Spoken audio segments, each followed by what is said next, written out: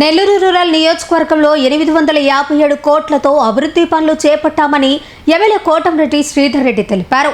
17 కోట్ల వ్యయంతో పూర్తయిన 168 అభివృద్ధి పనులను ఈ నెల 10వ తేదీన ప్రజలకు అంకితం చేయనున్నట్లు వెల్లడించారు. గతంలో కంటే ఈసారి రూరల్లో మరింత వేగంగా అభివృద్ధి జరుగుతుందని, పూర్తి స్థాయి అభివృద్ధికి మరో 3000 కోట్ల నిధులు అవసరమని పేర్కొన్నారు. అనంతరం వైసీపీ నిరసనలపై స్పందించిన ఆయన నిరసన దీక్షలు కాకుండా ప్రాయశ్చిత్త దీక్షలు చేయాలని విమర్శించారు.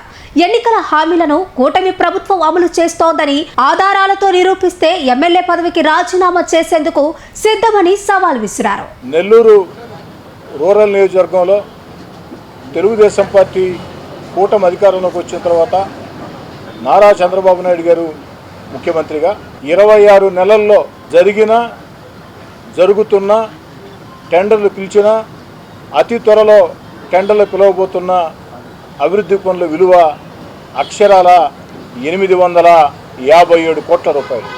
857 కోట్ల రూపాయలతో గత 26 నెలలుగా నెల్లూరు రూరల్ నియోజకవర్గంలో వివిధ శాఖల కింద అభివృద్ధి పనులు జరిగాయి.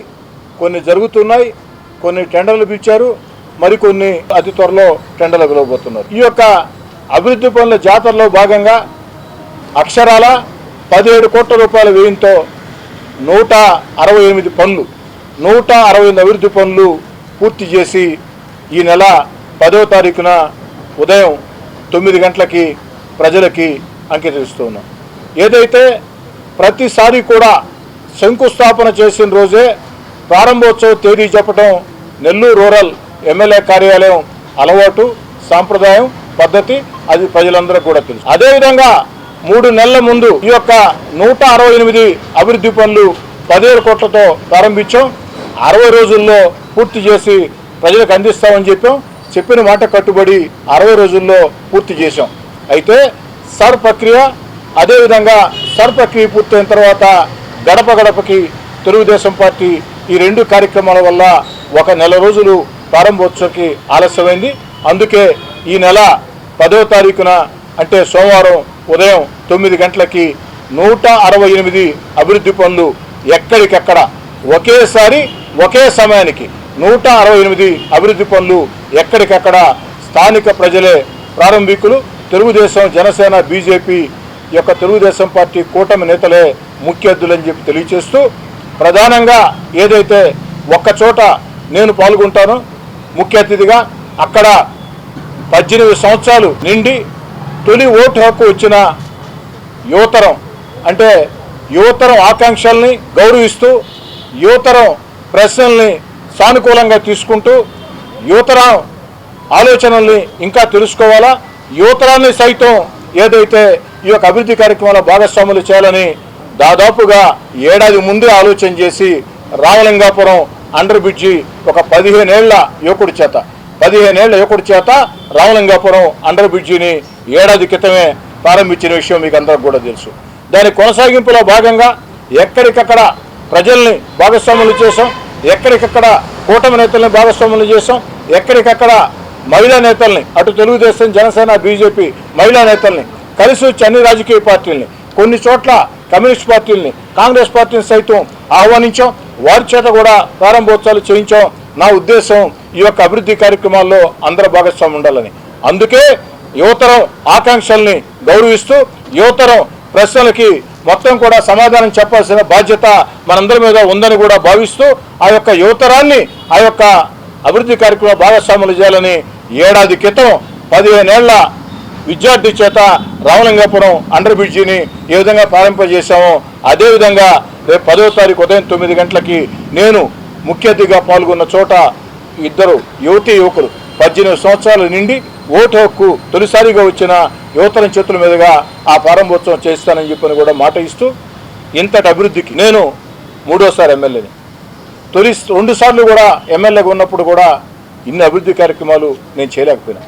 కానీ కేవలం 26 నెలల్లో ముఖ్యమంత్రి చంద్రబాబు నాయుడు గారి ఆశీస్సులతో, ఉప ముఖ్యమంత్రి పవన్ కళ్యాణ్ గారి ఆశీస్సులతో, ముఖ్యంగా యువనేత నారా లోకేష్ గారి సహకారంతో, జిల్లాలో ఉండే 2 మంత్రులు పొంగూరు నారాయణ గారు, ఆనవ రామనారాయణ రెడ్డి గారు, పార్లమెంట్ సభ్యులు వేమిరెడ్డి ప్రభాకర్ రెడ్డి గారు, మరో పార్లమెంట్ సభ్యులు వేదా మస్తానరావు గారు, జిల్లా శాసన మండలి సభ్యులు జిల్లా తెలుగుదేశం పార్టీ అధ్యక్షులు శాసనమండలి సభ్యులు బేదా రవిచంద్ర గారు, ఇన్ఛార్జి మంత్రి ఫరూక్ గారు, అదేవిధంగా అధికారులు జిల్లా కలెక్టర్ గారి దగ్గర నుంచి కమిషనర్ దాకా, ఏఈల దగ్గర నుంచి ఎస్సీల దాకా వివిధ శాఖల అధికారులు అందరి సహాయ సహకారాలతో, అదేవిధంగా సామాజిక సేవా నిధుల కింద దాతల సహకారంతో ఈ అభివృద్ధి కార్యక్రమాలు వేగవంతం చేస్తున్నాం. అయితే ఈ అభివృద్ధి సరిపోతుందంటే సరిపోదు. నెల్లూరు రూరల్ నియోజకవర్గంలో పూర్తి స్థాయిలో అభివృద్ధి జరగాలంటే ఏదైతే నెల్లూరు రూరల్ నియోజకవర్గంలో రోడ్లు కానీ, కాలువలు కానీ, కరెంటు కానీ, మంచినీళ్ళు కానీ పూర్తి స్థాయిలో అభివృద్ధి పనులు, ఇంకా రూరల్లో అభివృద్ధి ఏం చేయాల్సిన అవసరం లేదు అని భావించాలంటే మరో 3,000 కోట్ల రూపాయలు, అక్షరాల 3,000 కోట్ల రూపాయలు నిధులు రావాల్సిన అవసరం ఉంది. అన్నీ ఒక్క రోజులో జరుగుతాయంటే సాధ్యం కాదు. ఇప్పటికీ శక్తికి మించి అన్ని ప్రయత్నాలు చేస్తున్నాం.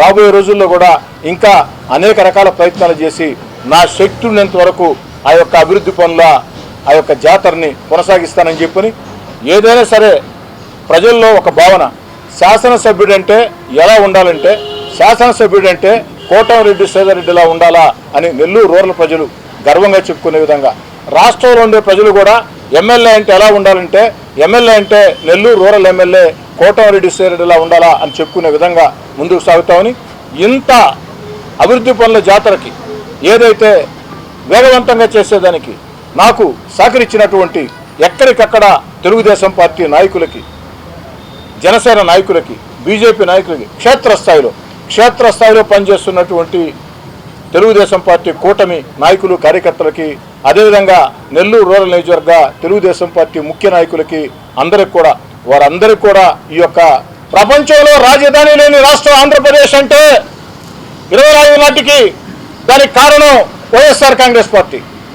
రాజధానితో 3 ముక్కలాటాడి రాజధానిని సర్వనాశనం చేస్తే ఒక అద్భుత రాజధాని చంద్రబాబు గారు ఏకైక రాజధాని అమరావతి నిర్మిస్తూ ఉంటే దాన్ని చూసి వైఎస్ఆర్ కాంగ్రెస్ పార్టీ ప్రాయశ్చిత్త దీక్షలు చేసుకోవాలి.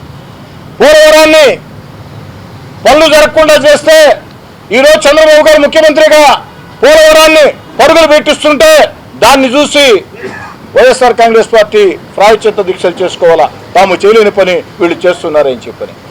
అంతేకాదు, వైఎస్ఆర్ కాంగ్రెస్ పార్టీ పరిపాలనలో పరిశ్రమలు వెళ్ళిపోయినాయి. టాటా ఆంధ్రప్రదేశ్ అంటూ పరిశ్రమలు వెళ్ళిపోయినాయి. బై ఆంధ్రప్రదేశ్ అంటూ వెళ్ళిపోయాయి. కానీ ఈనాడు చంద్రబాబు గారు ముఖ్యమంత్రిగా పరిశ్రమలు ఆంధ్రప్రదేశ్కి వస్తున్నాయి. కొన్ని లక్షల కోట్ల పెట్టుబడులు ఆంధ్రప్రదేశ్కి వస్తున్నాయి. దీనివల్ల భావితరాలకి, మన యువతరానికి లక్షల ఉద్యోగాలు వస్తాయి.